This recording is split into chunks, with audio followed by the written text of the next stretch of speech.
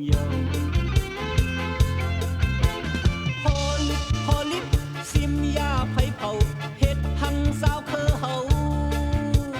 ลิงเมืองสู่เฮาหิมยาเต่าเก้ามีเนื้อองค์มือเขาโดยหน้าผ้าอึดมูหน้ามือพอเศร้าเว้ามองมือเล่ามาก่อนสองปีเลยมนกัดเย็นเลยป้วนปานซึมมืออำตลาเนื้อเฮาสู่มาซึ่งนังในผู้ปองซื้อเล่ปนผู้สาวเคอเอ้ยมีลิ้นเมืองนั่งกันพร้อมกันยุกมือตื้อเสือหอมหอมกอบแดนเฮาพร้อมกันมาเสือแก่นแข็งเอโอนความกุมตาเสือสัตว์เขาสู่พร้อมซอยกันเอามีเฮาเด็ก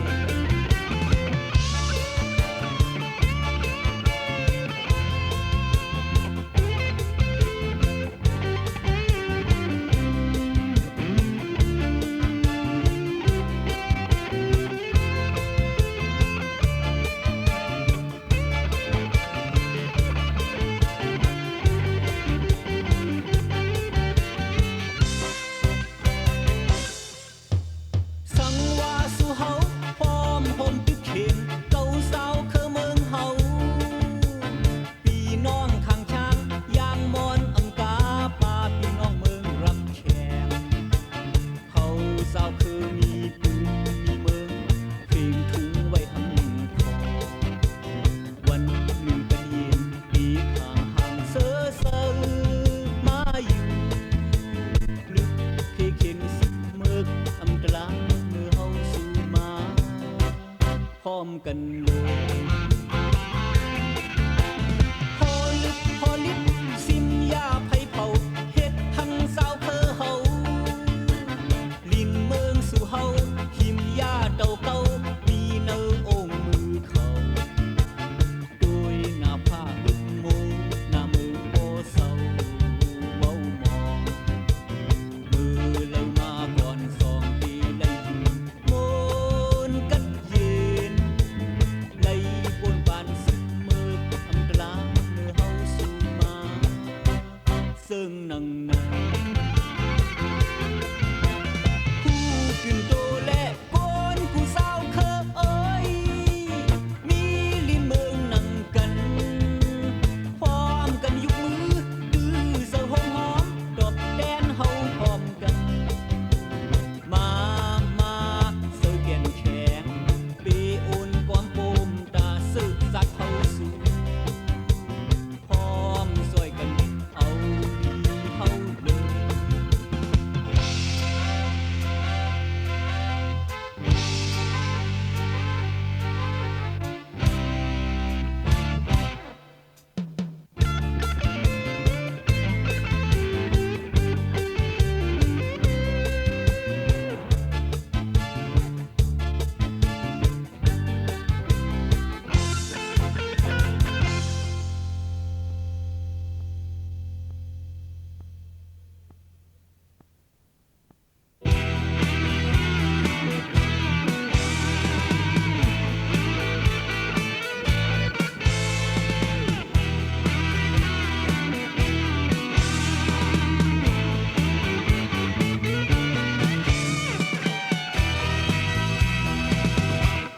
quan cầu biến lầu ham xin đang lô mờ ngu hầu tô sâu cầu lấy muốc sọ bài muốc xình tiền phố pha họp hèขึ้นลอยหลวงหอยห้องลึกเยิงด้วยวานเก่าเป็นเหล่าหาเส้นกลางลงเมืองงูเห่าตัวเศร้าเก่าเลยมกซอกปลายมกสิงtiềnโคผ้าหอบแผ่ขึ้นลอยหลวงหอยห้องลึกเยิงสื่อมาเลยห้างยาอึบเขาอึบเกิดบ่มีซ้ำกาเยิง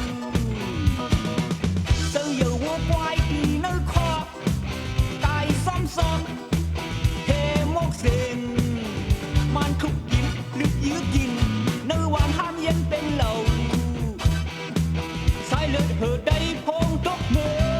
กูดีลิเมืองใดอยากให้เผาเตาวันห้ามวัดจองลงยากปังกูลพอลึกหิบเด็กไตค่ายวานค่ายสูนอำกว่าซ้ำเอากวางยื้อเสือเงือกได้ตายลายก็มาเย้า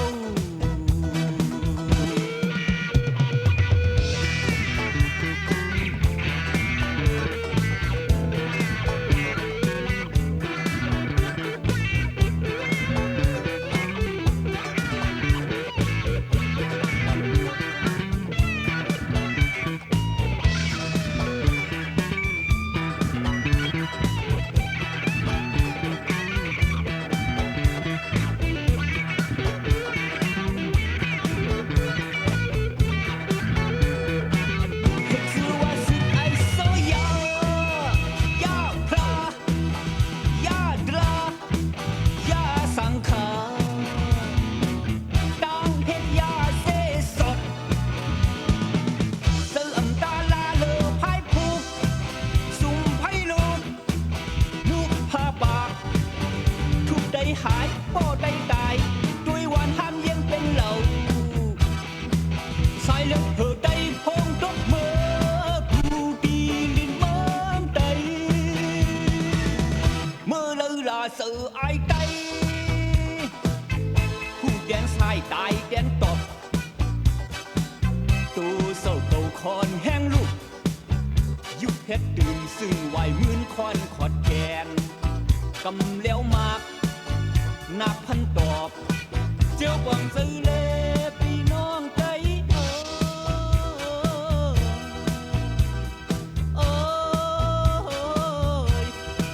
ผู้บังซื้อเล่พี่น้องใจ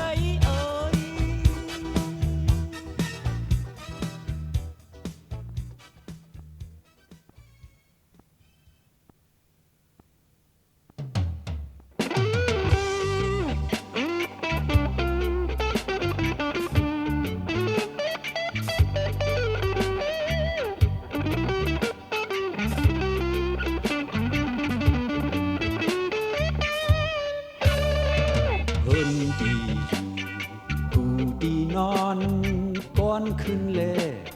เมเฮาเพอฮอโปเฮาเพอลึบกินตือเพิ่นเฮาปังเป็นเพอหมอเจ็บเจอจังหมอหัดหันอย่าลืมการปุ่นพรไว้เจอคึกตอนอ่อนหาบกึดอย่าตึดหนหลังอย่ามึงกวังโกแขกเพิ่นเฮาเพิ่นดีอยู่กูดีนอนก่อนขึ้นแลเมเฮาเพอฮอโปเฮาเพอลึบตินตือเพิ่นเฮาปังเป็นเพอหมอเจ็บเจอจังหมอหัดหันอย่าลืมการปุ่นพรไว้เจอคึกตอนอ่อนหาบกึดอย่าตึดหนหลังอย่ามึงกวังโกแขกเพิ่นเฮา The home that we lived, the bed that we slept, bring them back. Who forced our mother into exile? Who put our father out? Who stormed our home into ruin? Only bitterness can bring courage. Mindfulness of duty is to be your whole being. Don't budge, don't fear the guests of our home.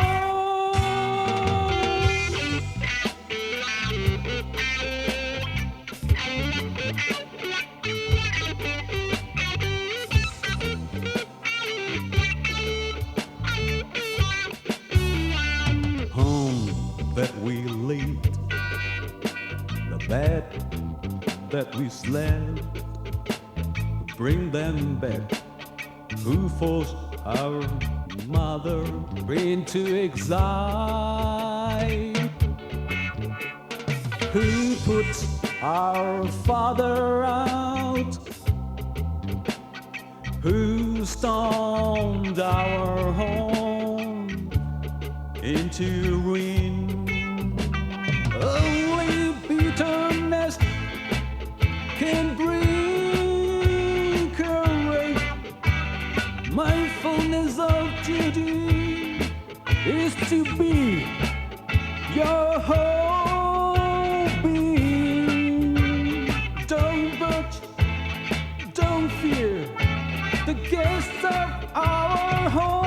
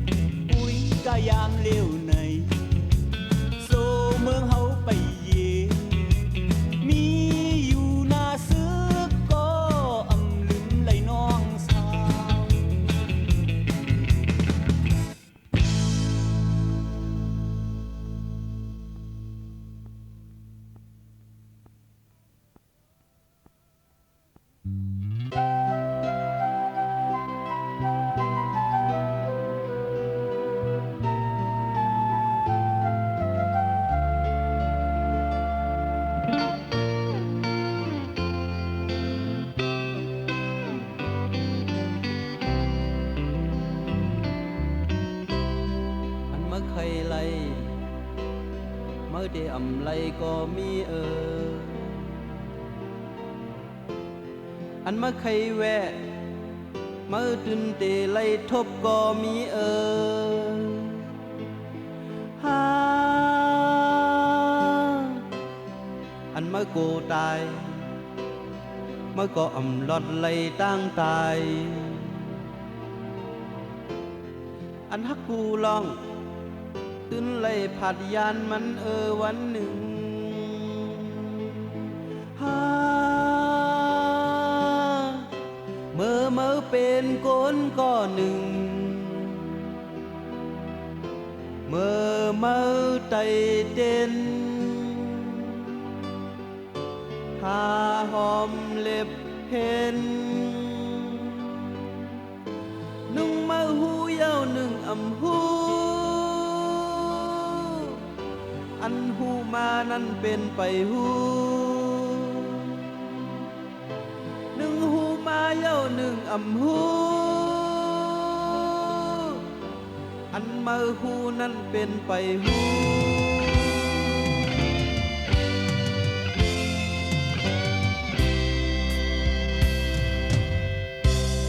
เอ็นแห้งลีฮือ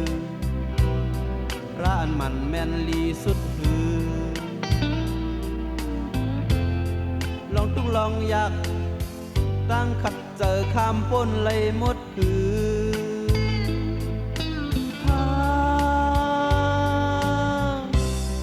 ลองหักเจ็ดเงินคำอ่ำจังคันซีฮือลองตั้งขี้ยานมันแบกเปิงลองหัดหานเจิงฮือ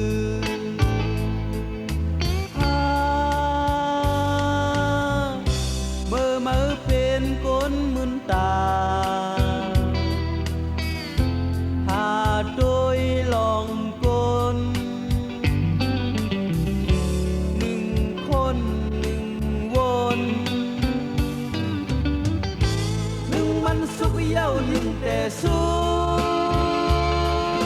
กหนึ่งมันยุ่งเย้าหนึ่งแต่ยุ่งหนึ่งมันสุกเย้าหนึ่งแต่สุกหนึ่งมันยุ่งเย้าหนึ่งแต่ยุ่ง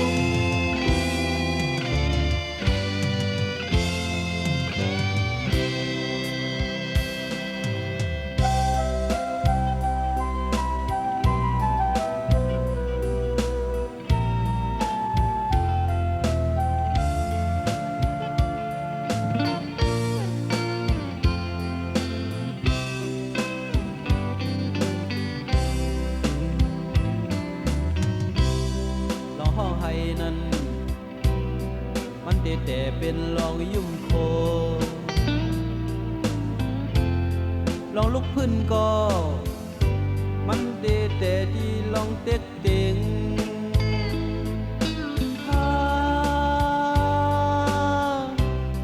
ที่ยังไม้นั้นลูกที่แต่ยางขึ้นกำยางลองพิดลองเปิงมันเป็นตาการแม่ปองแม่สัง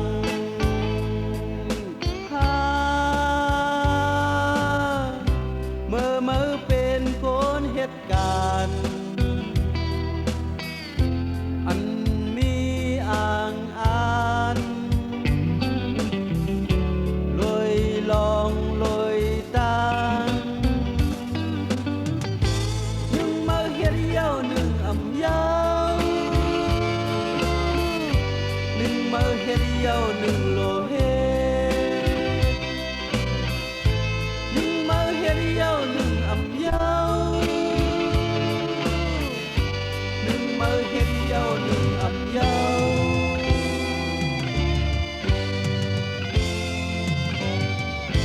หนึ่งเมื่อหูเย้าหนึ่งอำหูอันหูมานั้นเป็นไปหู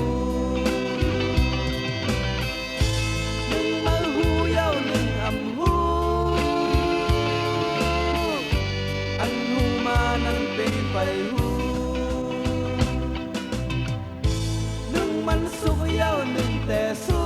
กหนึ่งม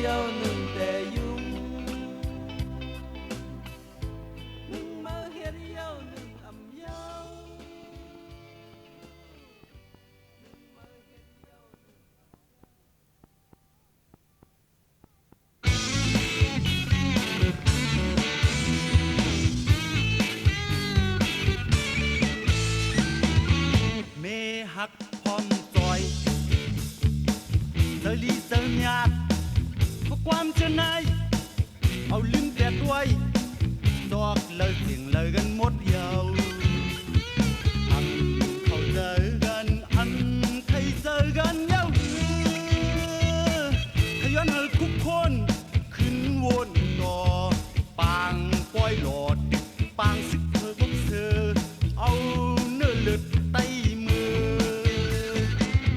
เมืองไตยำเลือดลีแงวลีพานวันห้ามเมืองห้ามเป็นพามเลียนเก่าเอาเฮานั่งกันขาดตึกกันนั่งกลางเสเทียนยาปันเปลี่ยนเขาล็อกเขาลีก้อมตัวคืนวันก่อนลีขึ้นย้อนยานหาตั้งห่มพร้อมเงินเฮ้มีเอ็นแห้งมังขึ้นเตรียมกำก้นนำฮักงามตักหยาบซอยกันหับสั่งเมาเอากันว่าป้ากันกินเขาเย็นป้ากันอุ่นนั่งป้ากันเสือเป็นเสือเหลียวพร้อมกันพี่หูหนึ่งน้องสองพี่หูสองน้องหูหนึ่งเก่งพึ่งโฮมตักลีก็เป็นนำเป็นลีเฮานำเฮาตักลีเดล้มซอยกันโบกเดตกซอยกันหอบไม่ตนเร็วอ่ำเป็นลงเดียวบนเฮินเร็วอ่ำเป็นหวานหวานเฮากำหวานเมืองเฮากำเมืองเฮา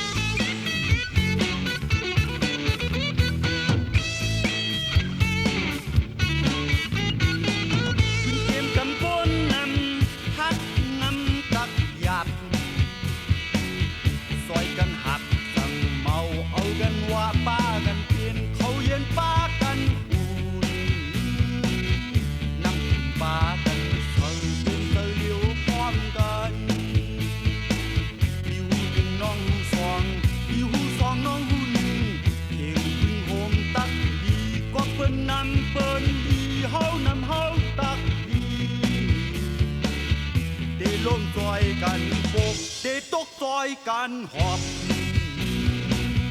ไม่ตนเร็วอ่ำเป็นลงเขียวบนเฮือนเร็วอ่ำเป็นหวานหวานเฮากำหวานเมืองเฮากำเมืองเฮา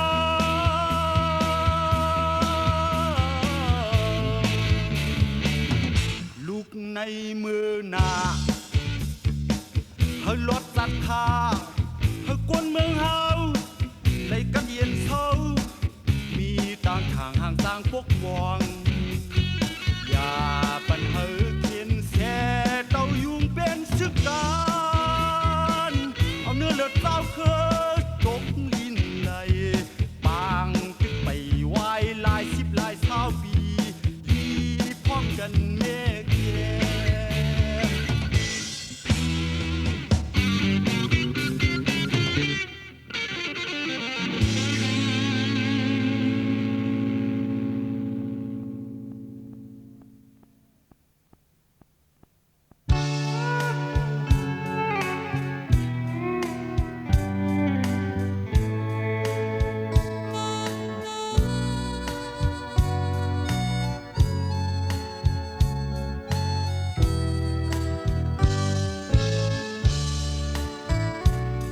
ต้องโลห้องโมเนอหุยปาดคืนขาวหมอกเสียวคืนกี่ล้อนสดซ้อมลอยเมื่อยามในโปเลยผัดยานวานเมืองเศร้าโปเมกางสองสิ่งพี่น้องก็หักอ่อนเลยยังวางไปลัดภายในคืนดอกขอเอ็น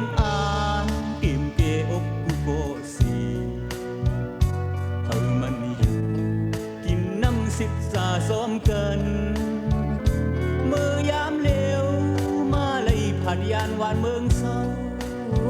ลุกเห็นมาสิมหงเห็นวานนาเก่าเลยยังวางไป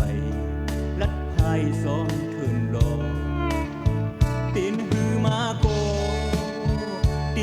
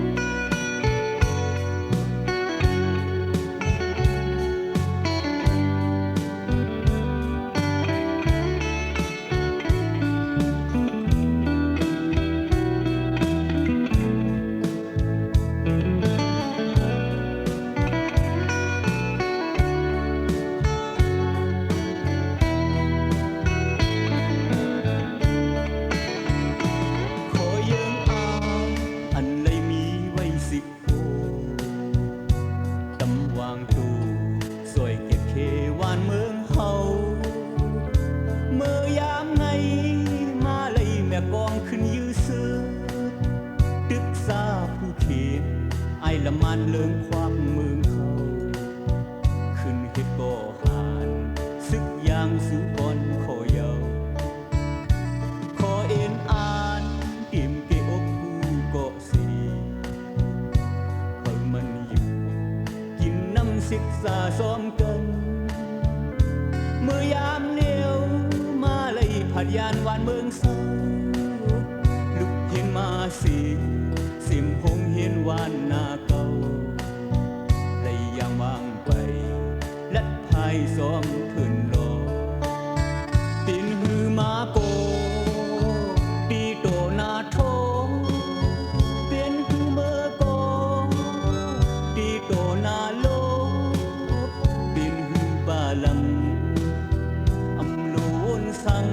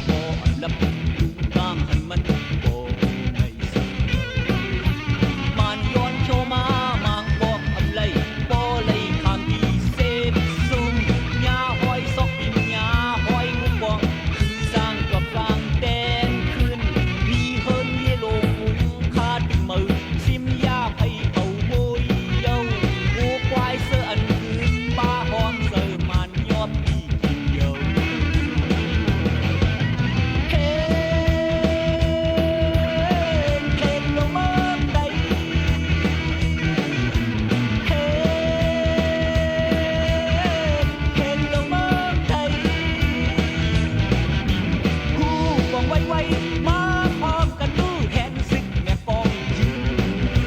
เมื่อเดียวเพียงเอาเมืองใดมองอยู่ดีเลยอ่อนกันอีกเล่าบองเสียดำอายทีเฮ็ด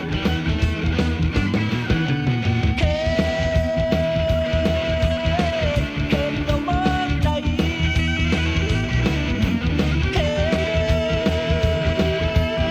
ดเกินเราเมืองใด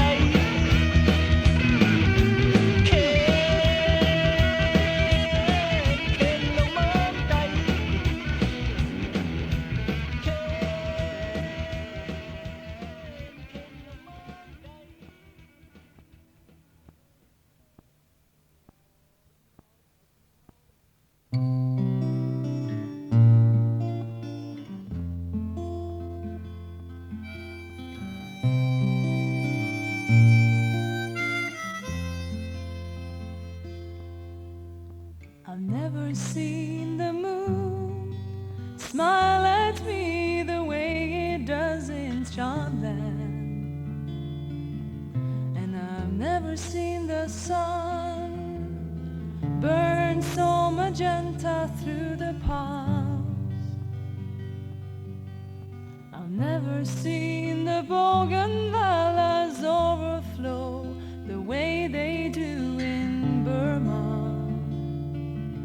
And I've never seen a people so hungry for their nation as the Shams. Do you notice the beauty that surrounds you? Do you live in a country that is free? The same moon and the same sun shines on people, everyone. But some of them are fighting desperately for a place to call home.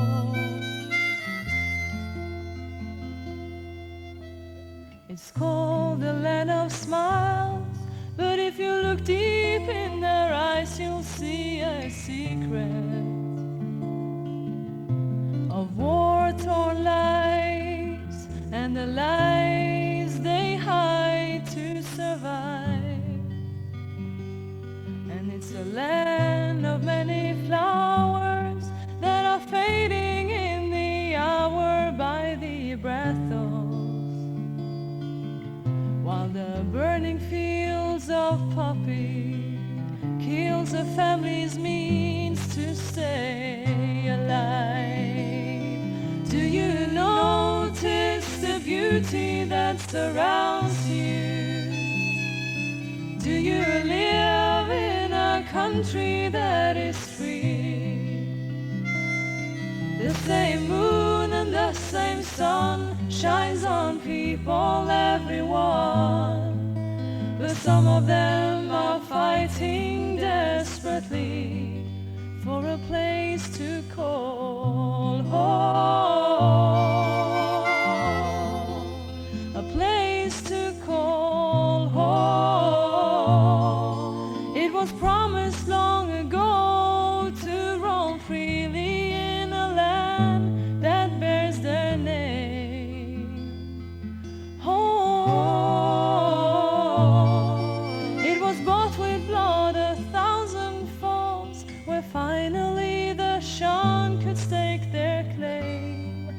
in a place to call home.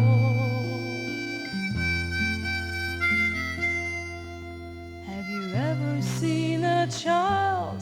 who could read and write but not in his own language?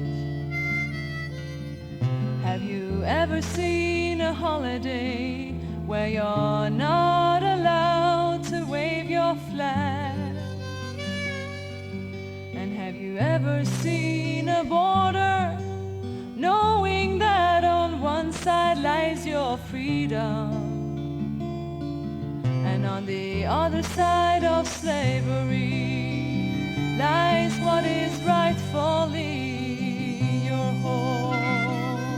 Do you notice the beauty that surrounds you? Do you live in a country country that is free. The same moon and the same sun shines on people, everyone. But some of them are fighting desperately. Some of them are fighting desperately for a place to call home. A place to call home. It was promised long ago to roam freely in a land that bears their name. Home. It was bought with blood, 1,000 falls where finally the Shan could stake their claim in a place to call home. Home.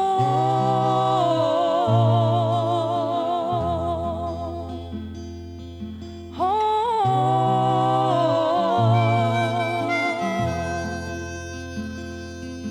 Home.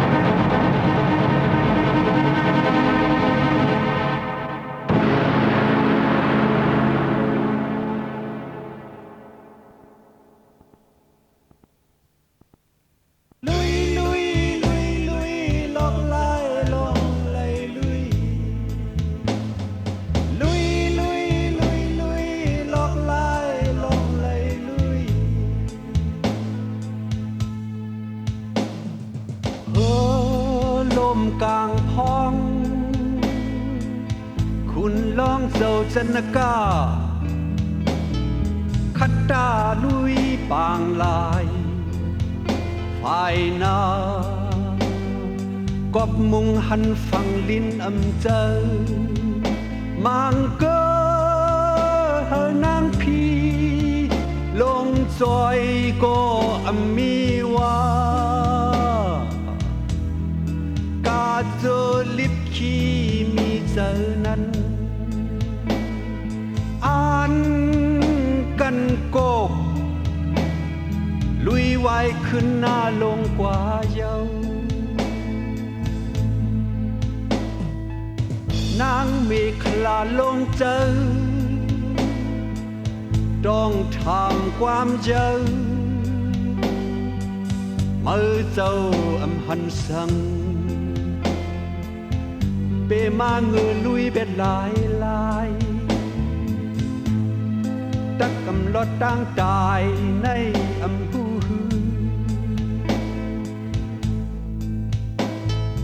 นอเจ้าตอบแก้ขึ้นจนหูปองเจอเนื้อคอปออำลุยปล่อยจมแก่นตายสำเตอายฟ้าพี่บางลายผู้เปิ้นเสวาใจน้ำหวานเจอในลุยลุย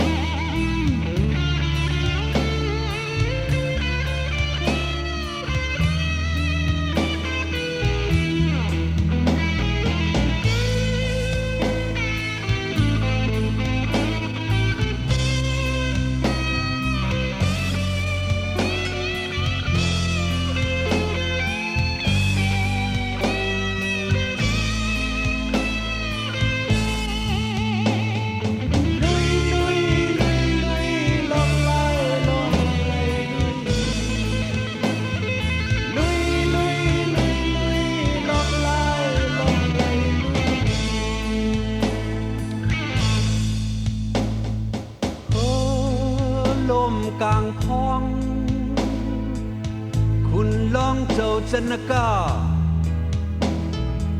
คัดตาลุยปางลายฝ่ายนากอบมุงหันฟังลินอำเจอมังเกอ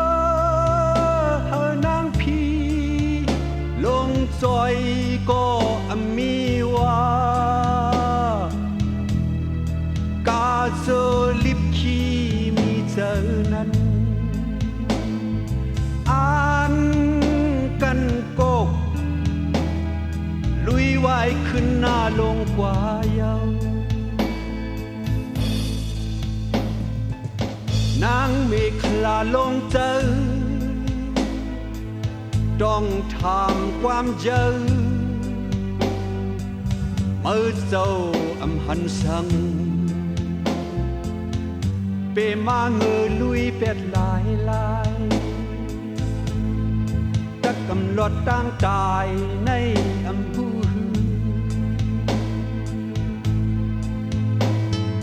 นอเจ้าตบเกขึ้นตึนหูปองเจอเนื้อคอปอกอำลุยปล่อยจมแก่นตายสำเตอายฟ้าพี่ปางลายกูเปิ้นเสวาสายน้ำหวานเจอในลุยลุยลุยลุยลอกลายลองเลยลุยลุยลุยลุยลุยลอกลายลองเลยลุยลุยลุยลุยลุยลอกลายลองเลยลุยลุยลุยลุยลุยลอกลายลองเลยลุย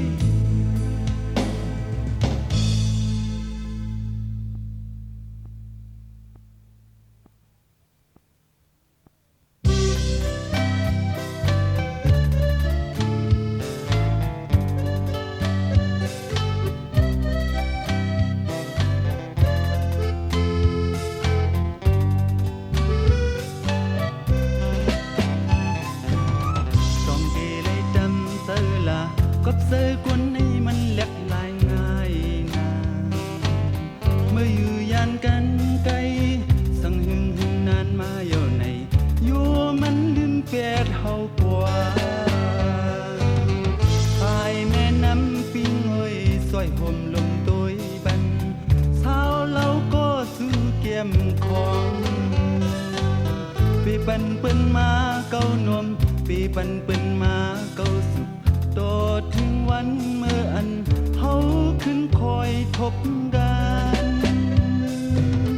อยู่เหนือลอยเมืองใต้เสได้มุ่งเมื่อซื้อทางที่สุดแลบอยู่ทุ่งสาบลินเมืองไทยที่ยานไกลเมืองใต้เฮาแน่นแสนคุกเสอไหลเมื่อนาลอยลงสุดเทพเอ้ยปึ้งกุ้งมุนตุยซอยสาวเราก็สู้หักเก่าเปปันเปิ้นมาเก่าเอาเปปันเปิ้นมาเก่ากว่าโตถึงมีวันดีเฮาขึ้นคอยสู้ดีเกียงไม่ดีเสยถึงเกียงไม่ดียานมาเข้าหึงเกียงไม่ดียานหึงเกียงไม่ดีเคยเมื่อสู้ถึงสายแม่น้ำปิงเอ้ยลอยลงสุดเทพเอ้ยปึ้งกุ้งมึงเงาเจ้าซอยเฮอก็มองแลก็เคยเมื่อนั้นเฮอเจียวคอยกันเฮอเจียวทบกันอีกหนึ่ง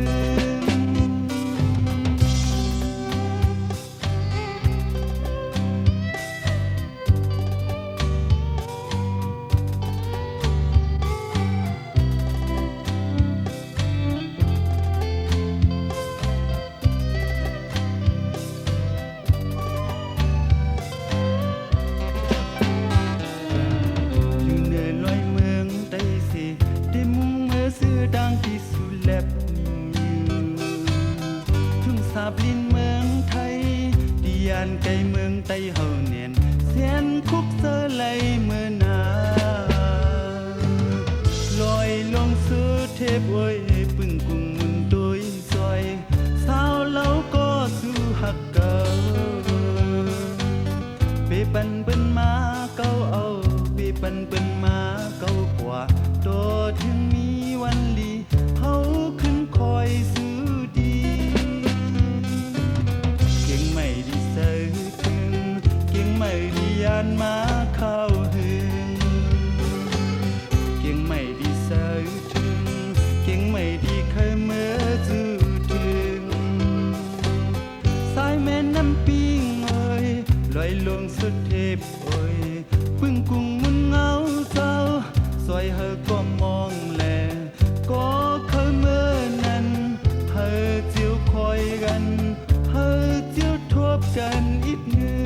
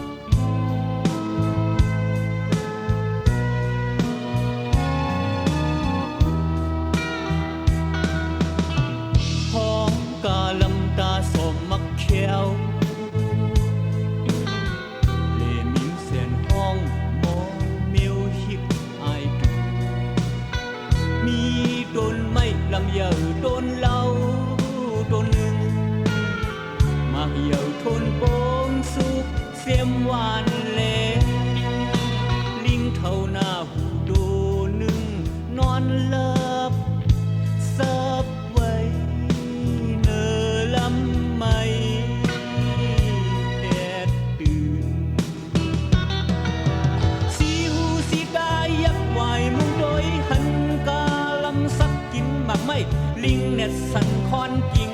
ลำไม่ลิงอับวนสอนปอมเซอร์ติออกนาวสันลำกิ่งหมอกหมักโฮงดุกเส้นป้าหมักยังหมักอ่อนโคงโตกลีนแม่นเซอร์กาลำพุ่นปันอาอีกินเย้าเนอโดนอิ่มเซอร์อิ่มขอไปเบ่งโปก่อนสักกินแข้งเนอลีน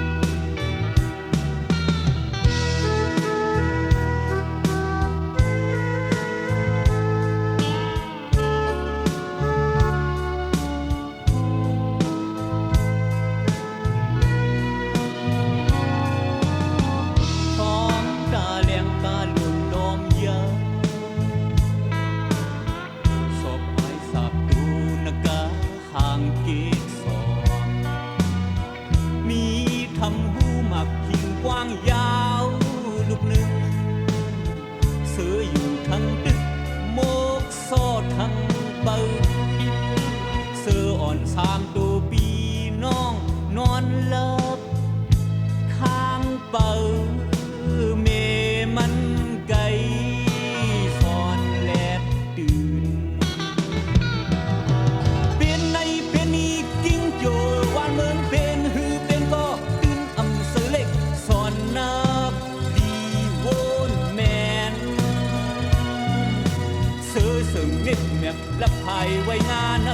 ทุนทำสองซ้อนปันลูกเล็ดเวียนยกเอาแหงสอนเล็ดปันล้างลูกเสือลงสามโตตีออกปุงลอยหูทำตีอ่านห้องแสนตึกตินยุกยักโปนเกี่ยวลูกก่อนตูโหดลายกายก่อน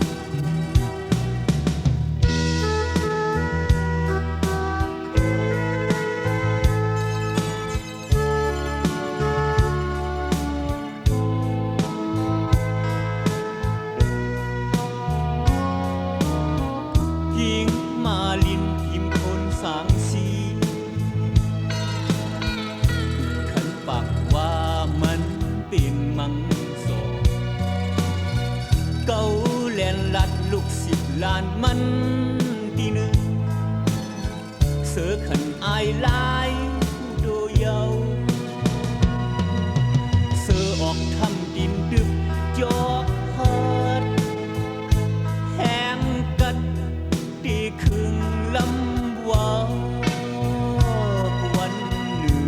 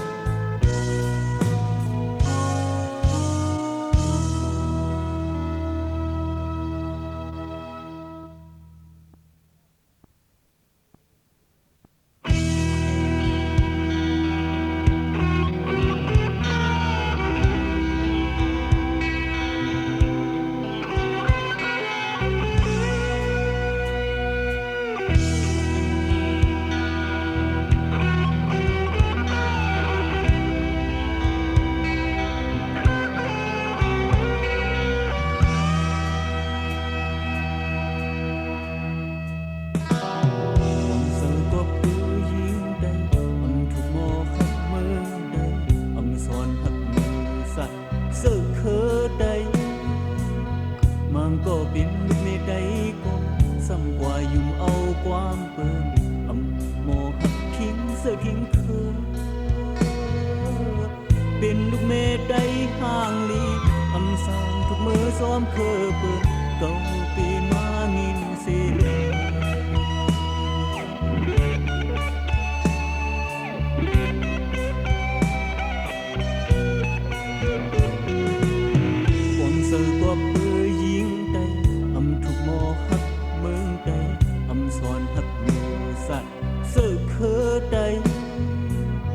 มังก็เป็นลูกเมฆใดก็ซ้ำกว่าทอมเอาความเปิ่นอำโมหักทิ้งเสือทิ้งเธอเป็นลูกเมฆใดห่างลีอำสร้างทุกมือซ้อมเคอเปิ่นเก่าปีมางินเสียดาย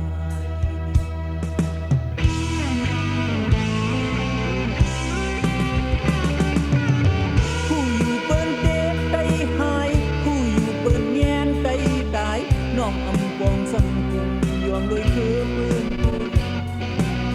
บ่ปองใส่เตนางอ้อยบ่ถูกหมอกหักเคยเยาเพียงอยู่เพียงเฮาด้วยน้องสาวก็ทิ้งเธอได้อ่อนผ่านก็หลายกว่ามีเธอเนาหนึ่งแค่บ่ปันกันกินบ่กอดน้อง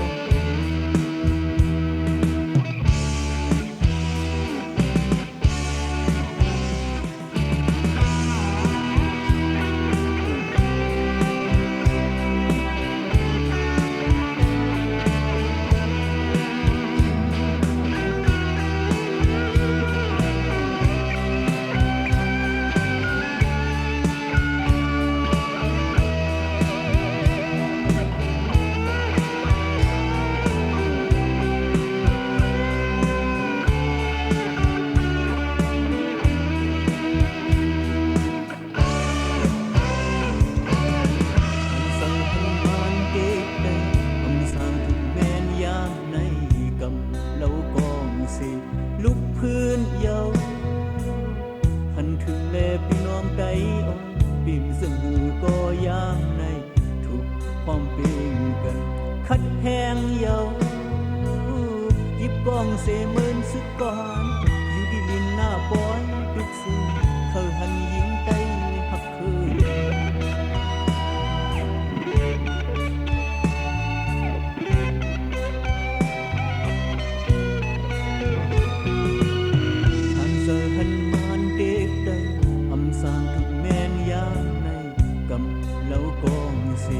ลุกพื้นเยาหันถึงแลพี่น้องไก่อ่อนปิ่มซึ่งหูก็ยามในทุกความเป็นกันคัดแหงเยาหยิบกองเสมือนสึกก่อนอยู่ที่ลินหน้าปอยดึกซื้อเขาหันยิงไตหัก